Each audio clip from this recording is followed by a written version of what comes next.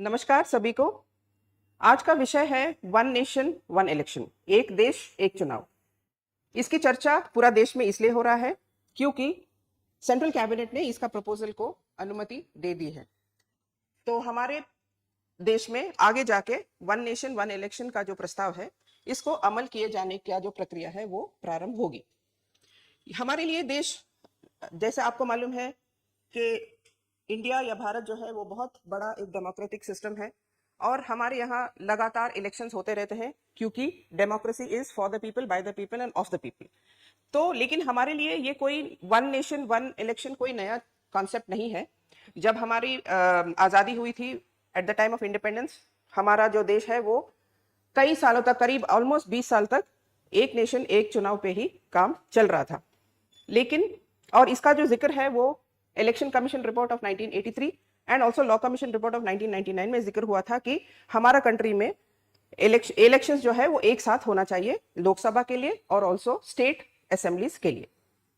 तो इसके चलते 1969 और 1970 में कुछ जो स्टेट गवर्नमेंट्स गिर गए और फिर सेंट्रल गवर्नमेंट में भी अपहीवल हुआ था। तो जो क्रम चल रहा था वन देश वन इलेक्शन का, वो टूटा क्योंकि हमारे पहले 1952, 1957, 1962 और 1967 में एक साथ ही इलेक्शंस दोनों स्टेट और सेंटर के लिए हुए थे।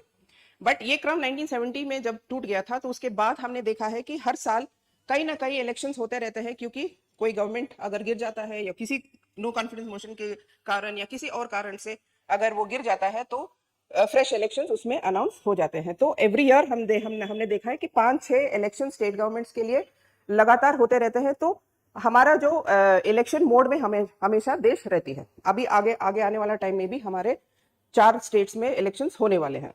तो इस तरह से ऐसे होने से कुछ डिसएडवांटेजेस हमारे सामने आए हैं, जैसे कमीशंस के सामने भी आए हैं। इसलिए ये प्रस्ताव आया ही है कि हम एक साथ इलेक्शंस किया जाए।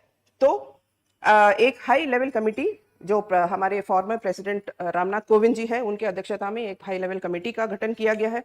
उन्होंने सभी स्टेक होल्डर से बात की and then they came to some conclusions कि ये जो है ये जो प्रोसेस है ये फीजिबल है, लेकिन इसमें कुछ चेंजेस होना चाहिए। तो अभी क्योंकि इलेक्शंस बार बार होते जा रहे हैं तो इसके डिसएडवांटेजेस कुछ थे जो सभी लोगों के इस दृष्टि में आ गए थे। तो वो क्या है ब्रीफली, एक तो कॉस्ट, जो बार बार इलेक्शंस करने से जो कॉस्ट हमारे एक्सचेकर पे पड़ रही है वो बहुत भारी है।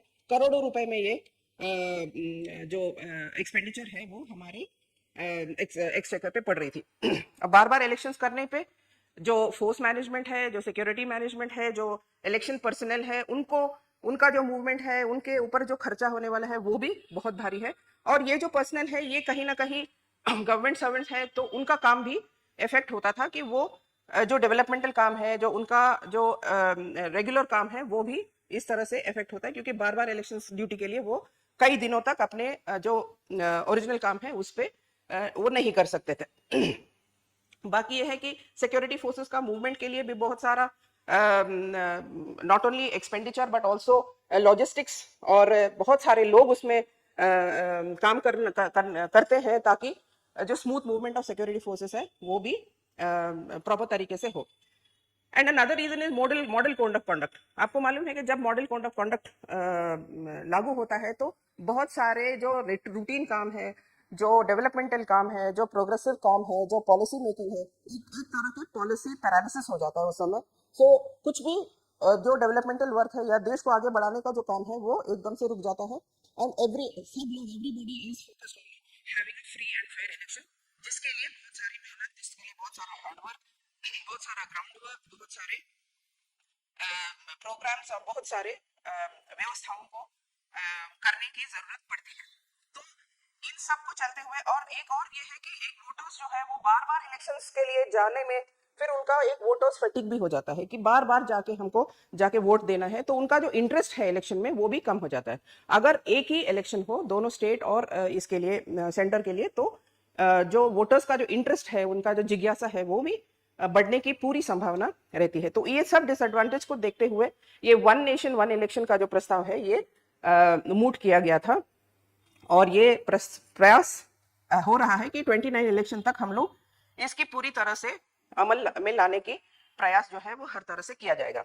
तो जो रिपोर्ट हाई लेवल कमेटी का जो रामनाथ कोविंद जी के अध्यक्षता में जो रिपोर्ट आई है, उसमें उन्होंने कई फेजेस में इसको लागू करने की रिकमेंडेशन किया है, क्योंकि ये बहुत लंबा प्रोसेस होगा, बहुत सारे इसमें अमेंडमेंट्स होंगे, बहुत सारे इसमें चेंजेस होंगे, बहुत सारे न्यू स्टैट्यूट्स बनाना पड़ेगा, ओल्ड स्टैट्यूट्स को चेंज करना पड़ेगा, और कुछ कुछ अमेंडमेंट्स में स्टेट्स की रैटिफिकेशन की जरूरत पड़ेगी। तो it's going to be a long drawn process, but in a phased manner उन्होंने ये प्रस्ताव दिया है कि लोकसभा और स्टेट्स का इलेक्शन एक साथ हो, और उसके साथ साथ 100 डेज के अंदर जो पंचायत और जो रूरल गवर्नमेंट का जो इलेक्शंस है उनको भी साथ साथ में किया जाए, ताकि एक साथ में हमारा 3 टायर का जो इलेक्शन है वो भी हो जाए, स्टेट का भी हो जाए और सेंट्रल का भी एक साथ हो जाए, तो ताकि वो मशीनरी जो है वो ज्यादा दिन तक इन्वॉल्व ना हो, और 100 डेज के अंदर ये पूरे इलेक्शंस एक तरह से खत्म कर दिया जाए, ताकि नेक्स्ट 5 ईयर्स के लिए डेवलपमेंटल वर्क्स पे जो पूरा गवर्नमेंटल मशीनरी है वो लग जाए। तो इस तरह से जो कमिटी ने रिकमेंड किया है, almost 18 amendments and changes in statutes and constitution उन्होंने प्रस्तावित किया है, तो ये भी एक लंबा प्रोसेस होगा। तो इसमें उन्होंने यही दिया है कि do it in a phased manner, ताकि ज्यादा डिसओरिएंटेशन या disruption of the governmental work न हो। सो इसके चलते there are some problems which definitely face करना पड़ेगा, क्योंकि सभी पॉलिटिकल पार्टीज एक पेज में आना बहुत बहुत मुश्किल है। तो कुछ पॉलिटिकल पार्टीज जो है इसके लिए राजी नहीं होंगे, क्योंकि उन्होंने ये भी प्रस्ताव दिया कि अगर कोई गवर्नमेंट बीच में अगर गिर जाती है तो जो रेस्ट ऑफ द पीरियड है उसी के लिए इलेक्शन हो, ना कि पूरा नेक्स्ट 5 साल के लिए। तो इसके लिए भी बहुत सारे जो पॉलिटिकल पार्टीज है वो हो सकता है they will not agree, and there are also other issues which some parties or the opposition parties may not agree to। तो उनको सबको एक प्लेटफॉर्म पे लाना और उनसे कंसल्टेशन करके उनका कहीं ना कहीं एक पेज पे लाने की प्रयास जरूर किया जाएगा।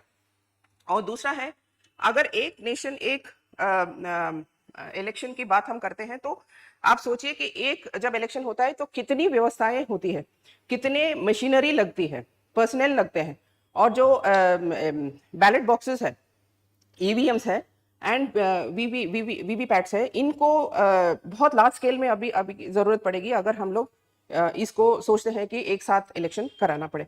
तो एक लॉजिस्टिक व्यवस्था भी बहुत ह्यूमंगस है, बहुत इनॉर्मस है।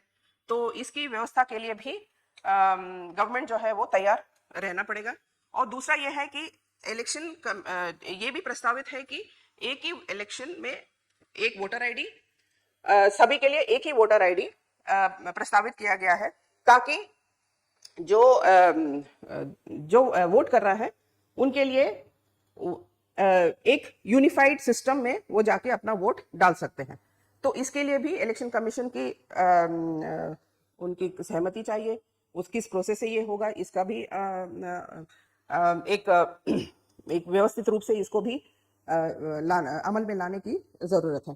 तो इस द वे फॉरवर्ड इसमें हम the way forward towards one nation one election will be that in a phased manner we go ahead with doing all the amendments that are required in our constitution and in our statutes, and ensure that over a period of time we will be having a system where पूरा देश का election जो है एक साथ हो, and उससे क्या होगा कि पूरा कॉस्ट इफेक्टिव भी होगा, एफिशिएंसी भी होगा, and then the government machinery can concentrate on more developmental works, on implementing of policies of the government, and not be engaged in election work most of the time. So this is a very good initiative which, if done in a very systematic manner, can go a long way in ensuring that we have fair and free elections in the country all at the same time. So thank you for watching this video. Do watch our other videos that we post on a day-to-day basis regarding any current event that is happening in India and also in the world. So thank you very much.